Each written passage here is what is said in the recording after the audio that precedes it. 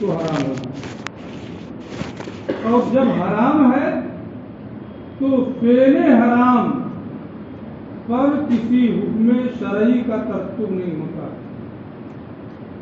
جب یہ حرام ہے تو حکم شرعی یعنی قبضہ کے بعد مبیع پر مشتری کی ملکیت ثابت ہو جائے، یہ نہیں ہوگا۔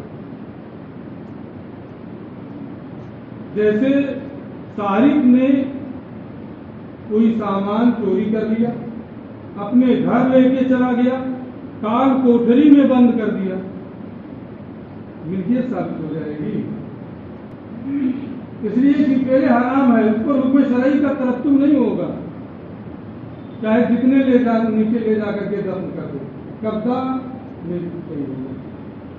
ایسے ہی یہ بھی منہی عنہ ہے، حرام ہے، اور جب حرام ہے تو اس پر حکم شرعی کا ترتب یعنی قبضہ کے بعد مبیع پر مشتری کی ملکیت ثابت نہیں ہوگی۔ ٹھیک ہے، ہم یہ کہتے ہیں، ہمارا مذہب کیا ہے کہ ملکیت ثابت ہو جائے گی۔ کیوں ثابت ہو جائے گی ابھی ہم اس کو بھی بتا دیتے ہیں۔ یہاں صرف اتنا بتانا ہے کہ یہ تمسک ضعیف ہے، جو ائمہ شوافع نے یہ حجت پکڑی ہے کہ یہ آیت کریمہ اس بات پر، یہ حدیث پاک اس بات پر دلالت کر رہی ہے کہ قبضے کے بعد بیع فاسد میں مبیع پر مشتری کی ملکیت ثابت نہیں ہوگی۔ دلیل یہ حدیث پاک ہے، یہ حجت اس حدیث سے پیش کرنا کیا ہے؟ صحیح ہے۔ کیوں؟ ارشاد رسالت لا تبیع الدرہم بالدرہمین ولا الساع بالساعین سے اس بات کو ثابت کرنے کے لیے حجت پیش کرنا کہ بیع فاسد ملکیت کا قبضے کے بعد ملکیت کا فائدہ نہیں دیتی ہے، ضعیف، یہ کیا ہے؟ کمزور ہے۔ کیوں؟ لأن النص، اس لیے کہ یہ ارشاد رسالت بیع فاسد کے حرام ہونے کا تقاضا کرتی ہے کہ بیع فاسد کیا ہے؟ حرام ہے، اور بیع فاسد کا جو حدیث پاک کی دلالت بیع فاسد کے حرام ہونے پر ہے، بیع فاسد کے حرام ہونے کا یہ حدیث تقاضا کر رہی ہے، اور بیع فاسد کے حرام ہونے میں کوئی اختلاف نہیں ہے۔ ہم بھی بیع فاسد کو حرام مانتے ہیں، آپ کے نزدیک بھی بیع فاسد حرام ہے، تو حدیث پاک کا تقاضا بیع فاسد کا حرام ہونا ہے، منہی عنہ ہونے کی وجہ سے، اور حرام ہونے میں ہمارا کوئی اختلاف نہیں، ہم بھی اسے حرام مانتے ہیں جیسے آپ اسے حرام مانتے ہیں۔ اختلاف کہاں ہوتا ہے کہ یہ مفید ملک ہے یا نہیں، یہ مفید ملک ہے یا نہیں، تو حدیث پاک جس پر دلالت کر، حدیث پاک کی جس چیز پر دلالت ہو رہی ہے، یعنی بیع فاسد کا حرام ہونا، اس میں ہمارا کوئی اختلاف نہیں ہے، اور جس چیز پر آپ حجت پیش کر رہے ہیں کہ وہ مفید ملک نہیں ہے، حدیث پاک اس کا تقاضا ہی نہیں کرتی۔ اس حدیث پاک میں اس پر دلالت ہی نہیں ہو رہی ہے۔ کیوں دلالت نہیں ہو رہی؟ ولا خلاف فی، اور بیع فاسد کے حرام ہونے میں ہمارا اور آپ کا کوئی اختلاف نہیں ہے۔ وَإِنَّمَا الْخِلَافُ فِي ثُبُوتِ الْمِلْكِ وَعَدَمِهِ، ہمارا اور آپ کا اختلاف کس میں ہے؟ ملکیت کے ثابت ہونے اور ملکیت کے ثابت نہ ہونے میں اختلاف ہے۔ تو جس چیز کا یہ حدیث تقاضا کر رہی ہے حرام ہونا، اس میں ہمارا اور آپ کا اختلاف نہیں ہے، اور جس میں اختلاف ہے، جس پر آپ حجت پیش کرنا چاہتے ہیں، اس پر یہ حدیث پاک دلالت ہی نہیں کر رہی ہے۔ تو مطلوب جو آپ کا مدعا ہے، جو آپ کا دعویٰ ہے، یہ دلیل آپ کے دعویٰ کے مطابق نہیں ہو رہی ہے۔ نہ یہ حجت ضعیف ہے، یہ تمسک ضعیف ہے۔ رہا ہمارا یہ کہنا کہ بیع فاسد مفید ملک ہے قبضہ کے بعد، تو اس کی وجہ میں پہلے ہی بتا چکا ہوں اور جواب بھی دے چکا ہوں کئی دن پہلے درس میں نے شروع میں نہر کی بحث میں یہ بات بتائی ہے کہ اگر منہی عنہ فعل شرعی ہے تو نہی کے بعد بھی اس فعل شرعی کی مشروعیت باقی رہتی ہے۔ نہی کے بعد بھی جو فعل شرعی ہے اصل اس کی ذات کے اعتبار سے اس میں حسن ہوتا ہے، لیکن کسی غیر کی وجہ سے اس میں کیا ہے قبح آ جاتا ہے۔ اسی وجہ سے فعل حصی پر جو نہی ہوتی ہے وہ قبیح لعینہ پر محمول ہوتی ہے، اور فعل شرعی پر جو نہی ہوتی ہے وہ قبیح لغیرہ پر محمول ہوتی ہے۔ یہاں جو لا تبیع الدرہم بالدرہمین ہے یہ فعل شرعی سے ممانعت ہے، اور جب یہ فعل شرعی سے ممانعت ہے تو یہ قبیح لعینہ نہیں ہوگی بلکہ یہ قبیح لغیرہ ہوگی، یعنی اپنی ذات کے اعتبار سے تو یہ مشروع ہے، ہاں غیر کی وجہ سے یہ کیا ہے ممنوع ہے، قبیح ہے۔ تو جب یہ اپنی ذات کے اعتبار سے، اس کے کئی مسائل یہ ماسبق میں ذکر کر چکے ہیں کہ جب اپنی ذات کے اعتبار سے یہ مشروع اور غیر کے اعتبار سے غیر مشروع ہے تو اس پر حکم شرعی کا ترتب ہوگا، اس پر حکم شرعی کا ترتب ہوگا، بعد میں پھر مثالیں آئیں گی ابھی۔ تو یہ بیع فاسد سے ممانعت یہ ایک فعل شرعی ہے، قبیح لعینہ نہیں بلکہ قبیح لغیرہ ہے، اور جب یہ قبیح لغیرہ ہے تو یہ حکم شرعی کا اس پر کیا ہے ترتب ہوگا، اور ترتب ہوگا اس کا معنی کیا ہے کہ قبضے کے بعد میں مشتری کی مبیع پر ملکیت ثابت ہو جائے گی۔ ایک مثال میں دے رہا ہوں تقریباً بات کے لیے تاکہ قریب ہو جائے، بحث بات میں آ رہی ہے۔ مثلا آپ نے ماسبق میں یہ پڑھا ہے کہ حالت حیض میں وطی کرنا حرام، اس حرمت کے باوجود اگر کوئی حالت حیض میں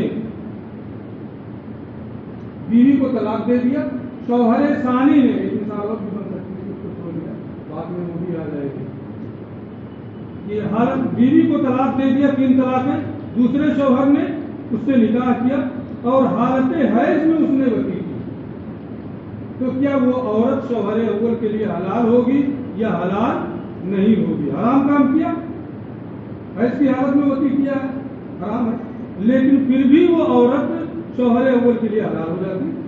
اس کا مطلب یہ ہوا کہ اس پر حکم شرعی کا ترتب ہوگا۔ ایسے ہی یہاں بھی ہے، جو ممانعت ہے، ممانعت کے باوجود اس پر حکم کا ترتب ہوگا، حکم شرعی کا، اور مشتری کی مبیع پر قبضے کے بعد میں ملکیت ثابت ہو جائے گی۔ تو جو محل اختلاف ہے یہ نص اس کا تقاضا نہیں کر رہے، اس میں ہمارا اور آپ کا اختلاف نہیں ہے، اور جس میں اختلاف ہے اس پر یہ حدیث پاک دلالت نہیں کر رہی۔ ہم نے اپنی دلیل دے دی، ولا خلاف کی، وَإِنَّمَا الْخِلَافُ، اختلاف ملکیت کے ثابت ہونے اور نہ ہونے میں ہے، اس پر یہ حدیث دلالت نہیں کر رہی ہے۔ ہمارا مذہب یہ ہے کہ ملکیت ثابت ہو جائے گی، تفصیل میں نے بتا دی ہے۔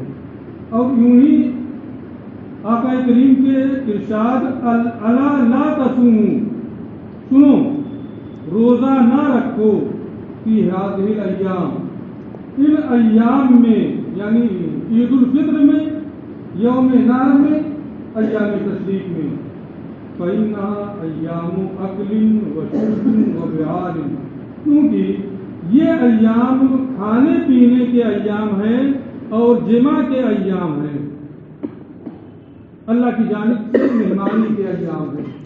تو ان دنوں میں رسول کریم صلی اللہ تعالیٰ علیہ وآلہ وسلم نے روزہ رکھنے سے منع فرمایا۔ اب اگر کوئی ان دنوں میں روزہ رکھنے کی منت مان لے، یوم عید میں، یوم نحر میں، ایام تشریق میں، تو کیا اس کا یہ نذر ماننا صحیح ہے یا صحیح نہیں ہے؟ شوافی کا مذہب یہ ہے کہ یہ نذر صحیح نہیں ہے، کیونکہ رسول نے منع کر دیا تو منع کرنے کی بنیاد پر اس دن روزہ رکھنا یہ معصیت ہے۔ لا نذر فی معصیت اللہ، اللہ کی معصیت میں نذر صحیح نہیں ہے، اس لیے ان دنوں میں روزہ رکھنے کی نذر کرنا یہ صحیح نہیں ہے۔ ہمارا مذہب یہ ہے کہ ان دنوں میں روزہ رکھنے کی نذر صحیح ہے،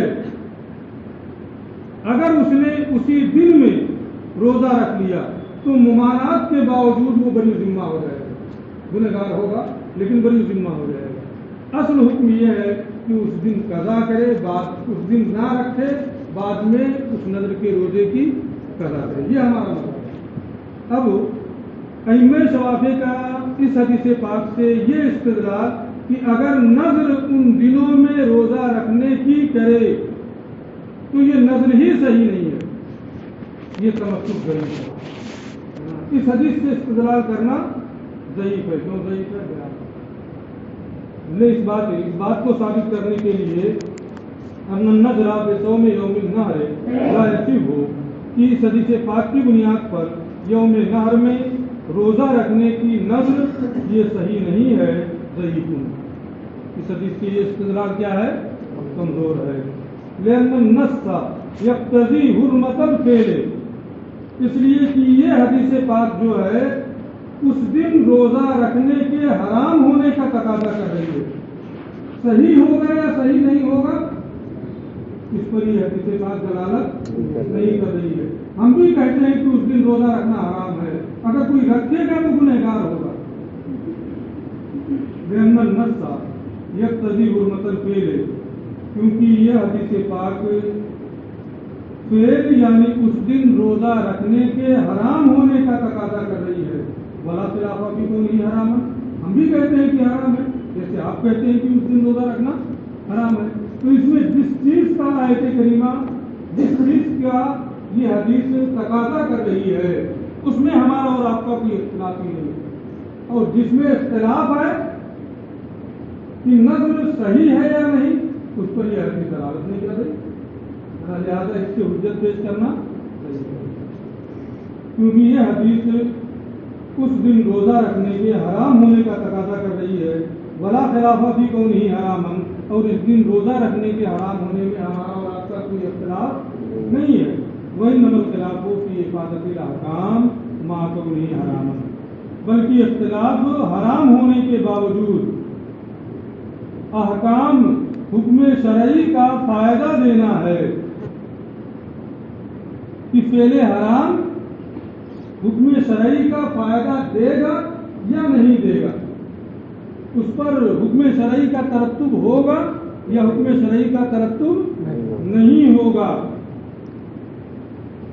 آپ یہ کہتے ہیں کہ حرام ہونا اور حکم شرعی یہ دونوں متنافیین ہیں، لہذا حرام بھی ہو، حکم شرعی کا بھی ترتب ہو، اگر دونوں چیزیں پالی جائیں تو اجتماع متنافیین ہو جائے گا۔ اس لیے دونوں چیزیں نہیں ہو سکتی ہیں، اور جب دونوں چیزیں نہیں ہو سکتی ہیں تو حرمت کے بعد اس پر حکم شرعی کا ترتب نہیں ہوگا۔ لیکن ہم کیا کہتے ہیں اس کا بیان ہے، وہی نمبر خلاف ہو، اور اختلاف ہمارا اور آپ کا حرام ہونے کے باوجود اس پر حکم شرعی کا فائدہ دینے میں ہے، کہ وہ حکم شرعی کا فائدہ دے گی یا نہیں دے گی.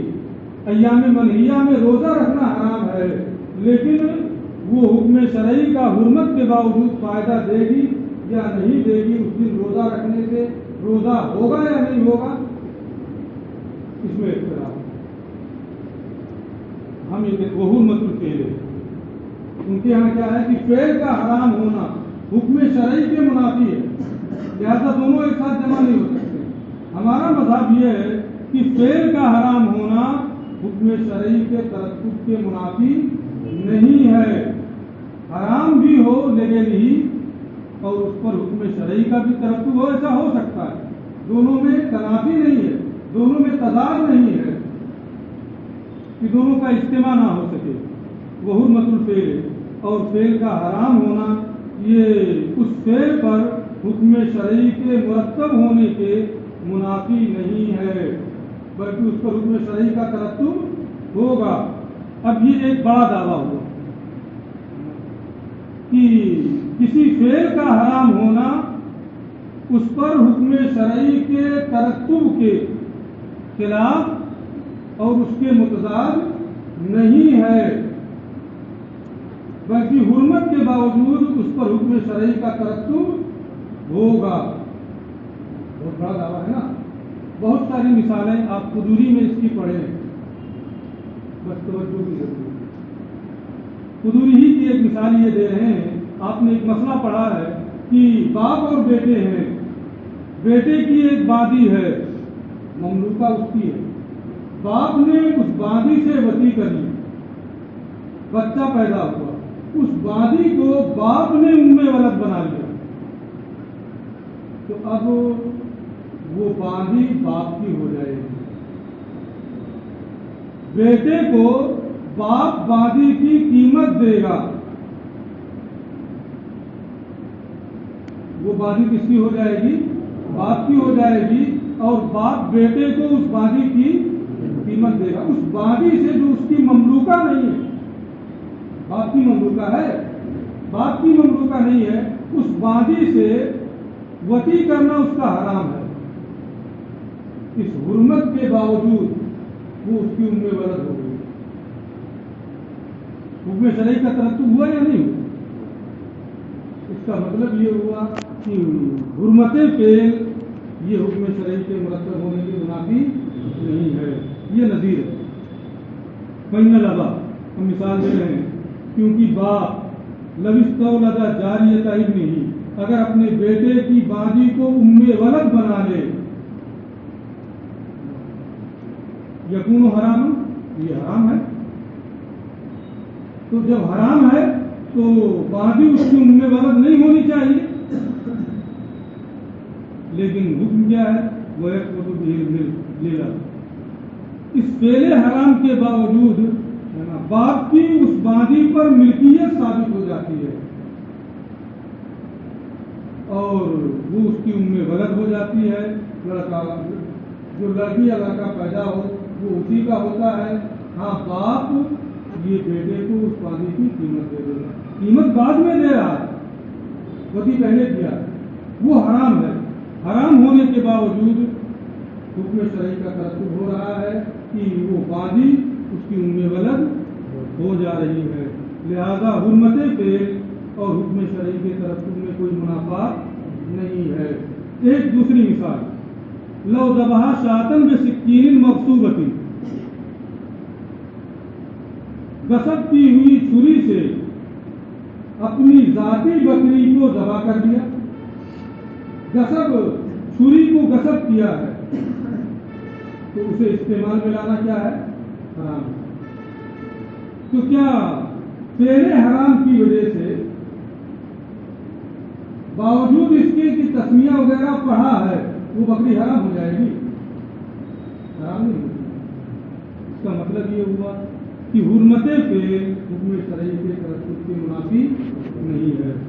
ولو ذبح شاطن، اور اگر بکری کو ذبح کیا غصب کی ہوئی چھری سے، یکون حرام، تو یہ حرام تو ہے، وہی المذکور، لیکن ذبح کی ہوئی بکری کیا ہوتی ہے؟ حلال ہوتی ہے. اس کا مطلب یہ ہوا حکمت فعل حکم شرعی کے ترتب کے منافی نہیں ہے.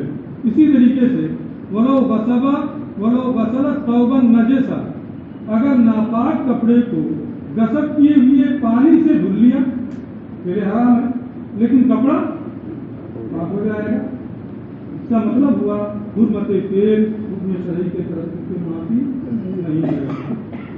اور اگر نجس کپڑے کو غسل کیے ہوئے پاک پانی سے دھل لیا یکون حرام، تو اس پانی کا مالک کی استعمال کی اجازت کے بغیر استعمال کرنا حرام ہے، لیکن اس سے کپڑا پاک ہو جاتا ہے. اسی طریقے سے جو میں نے ابھی مثال دی ہے کہ اگر حیض کی حالت میں کسی عورت سے وطی کر لیا، اپنی منقوحہ بیوی سے حیض کی حالت میں وطی کر لیا، تو یہ وطی کرنا کیا ہے؟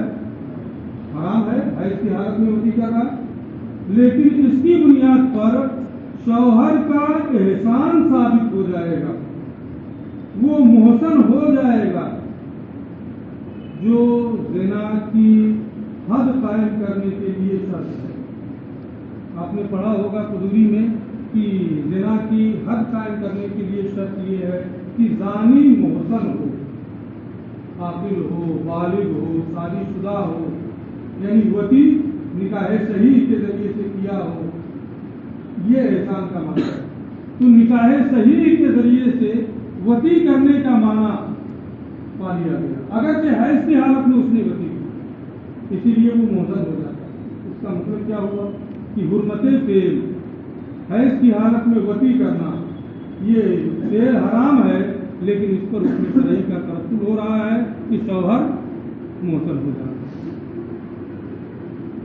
اور اگر کسی اپنی منقوحہ بیوی سے حیض کی حالت میں شوہر نے وطی کی یکون حرام، تو یہ وطی کرنا حرام ہوگا. وہ ایک بھی احسان ہوا کی، لیکن اس سے وطی کرنے والے کا محسن ہونا ثابت ہو جائے گا. وہ ایک بھی ہلو جس اور اگر شوہر اول نے اپنی بیوی کو 3 طلاقیں دے دی، پھر عدت کے بعد اس نے دوسرے شوہر سے نکاح کیا، دوسرے شوہر نے حالت حیض میں اس عورت سے وطی کی، حرام، لیکن عورت شوہر اول کے لیے حلال ہو جائے گی. تو فعل کے حرام ہونے کے باوجود حکم شرعی کا ترتب ہو رہا ہے. ان تمام نظیروں سے یہ معلوم ہوا کہ فعل کا حرام ہونا ترتب حکم شرعی کے خلاف اور اس کے متضاد نہیں ہے. یہاں بحث پوری ہو گئی. ہمارے سمجھنے سمجھانے میں کوئی سفر ہو تو درست کرنا ہے. آپ کو بھی